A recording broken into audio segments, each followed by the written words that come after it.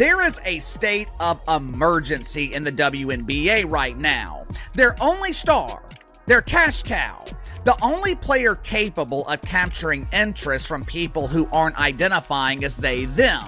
Caitlin Clark is out for a minimum of 2 weeks and possibly longer with a quad strain. The WNBA just experienced the harshest reality in professional sports. You can't manufacture star power.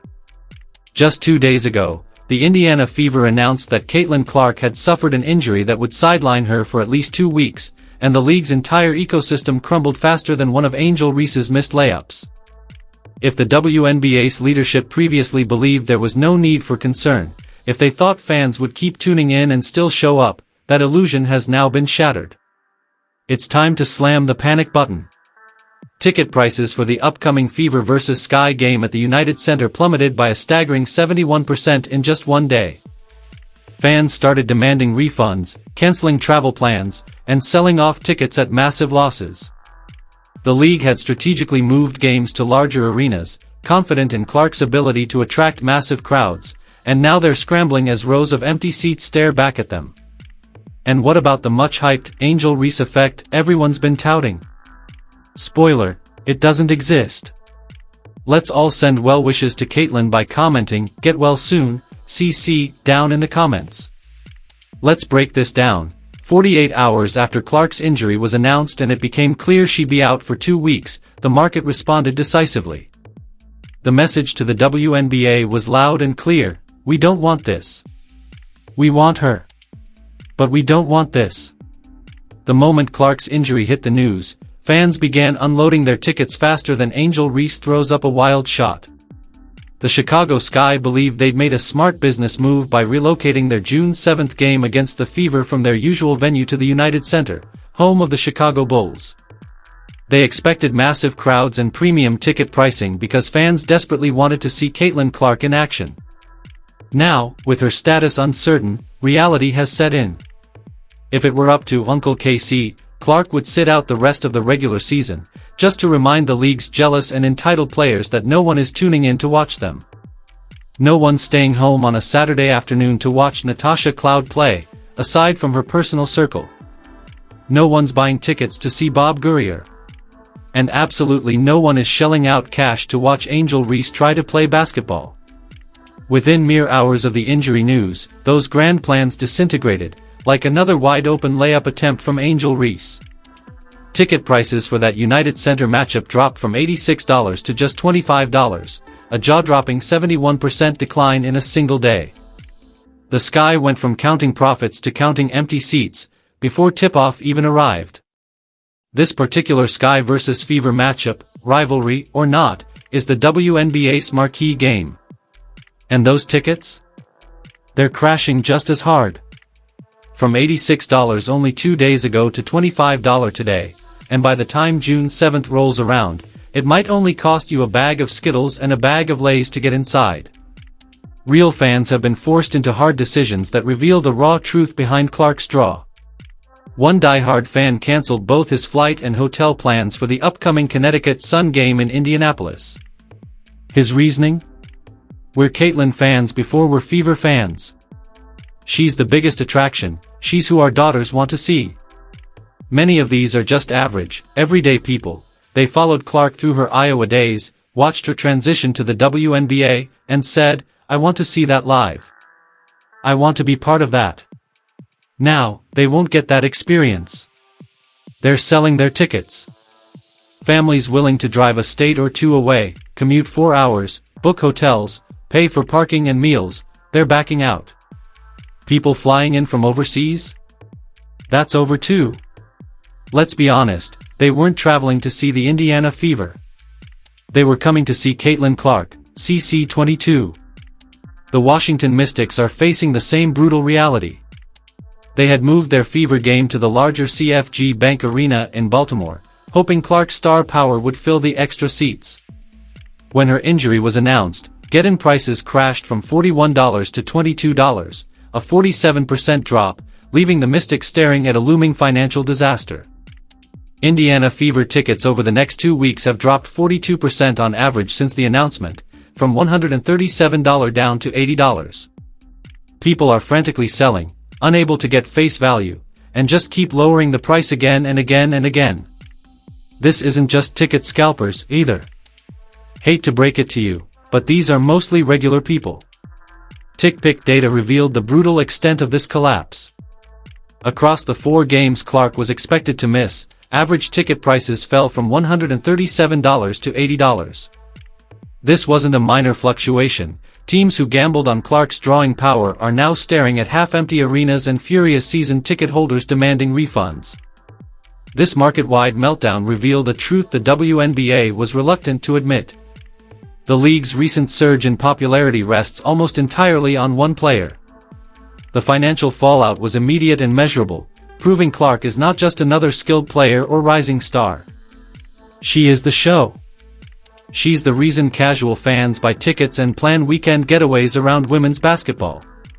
Angel Reese? She's under immense pressure now.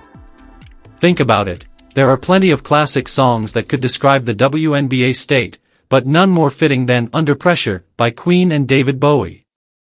That's exactly what Angel Reese and her peers are feeling now, the burden of carrying this league while Clark recovers from a quad strain. Meanwhile, fans of the Chicago Sky are likely wondering why their own superstar can't seem to create even a fraction of that excitement. Angel Reese has never caused ticket prices to spike, changed travel plans, or inspired venue upgrades. The contrast is undeniable. When one player's injury triggers an economic crisis league-wide, while another's best performances barely make a ripple, the truth is hard to ignore. TV ratings underscore this uncomfortable reality.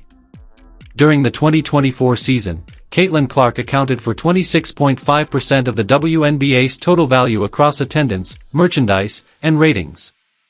That's one player delivering over a quarter of the league's total impact. And it gets worse for those hoping others could fill her shoes. Without Clark, the WNBA must now lean on its other stars to maintain fan interest. And Angel Reese is really the only one with mainstream name recognition. That means the pressure's now fully on her, and all signs suggest she's not up to the task. Of the 23 WNBA games this season that reached 1 million or more viewers, guess how many featured Caitlin Clark? 20 out of 23. Let that sink in. Without Clark on the court, the league struggles to reach the numbers she effortlessly brings just by showing up. The average viewership for games with Clark? 1.178 million. All other WNBA games? Just 394,000 on average. That's not a small gap, it's a canyon. Some might argue, well, the team's already sold the tickets, so it's fine. No. No, no, no. You don't get it. If the Chicago Sky sold out 19,000 resale tickets at the United Center, but only 9,000 to 10,000 fans actually show up, that's a huge loss. They lose out on merchandise sales, concessions, parking revenue, everything. They gambled on a full house, and now they're losing big. Nationally televised games built around fever matchups are also in crisis. Without Clark, ratings drop, and so do advertiser dollars. ESPN and other networks had structured entire WNBA programming schedules around her ability to attract viewers. 41 out of 44 Indiana Fever games will be nationally televised in 2025, the most for any team. Those schedules and promotions banked on Clark consistently bringing in audiences. And the 3 non-Clark games that hit 1 million viewers? They were either playoff games or season openers with massive promotional pushes. Regular season games without Clark, even those with other stars, barely reach 300,000 viewers on a good night. Meanwhile, Clark effortlessly doubles those numbers just by lacing up. Angel Reese can rack up all the double-doubles she wants, but her games still attract the same underwhelming viewership that's plagued the league for years. Just 2 weeks ago, it would have cost you $300, $200, even $500 to see Clark play, and that's before fighting your way down for a chance at an autograph. Now? It's just $25 to get in. You might actually have a shot. Hey Caitlin. I came all the way. Can I get your autograph, please? She loves her fans, she'll sign. Sorry you're not playing. Sign, Sign, sign. This might be the best shot you'll ever get to grab that autograph without breaking the bank. This injury has become a perfect case study, a natural experiment that reveals who truly moves the needle in women's basketball. The viewing data doesn't lie. Clark brings in casual fans. The kind who don't watch otherwise. You can hype up players and manufacture rivalries all you want, but you can't fake true star power, the kind that pulls in millions.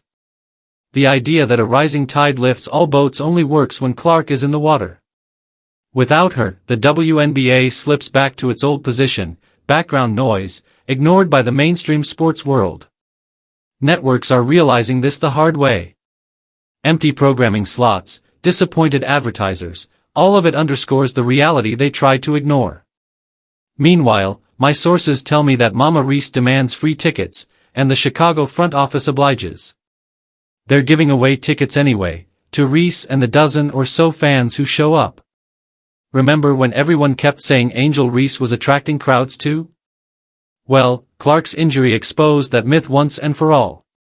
Reese has previously tried to downplay Clark's impact, insisting that WNBA growth is thanks to a group of players, not just one.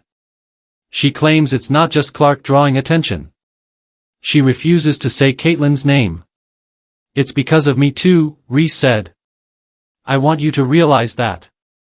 But when Clark went down, where was that supposed Reese effect? Sky ticket sales for non-fever games haven't budged. Still mediocre, even in her home city. If Reese truly had star power, you'd expect fans to show up for her alone. But they don't. Sorry, young lady, the truth is, nobody knows who you are. Nobody would be watching the WNBA without Clark.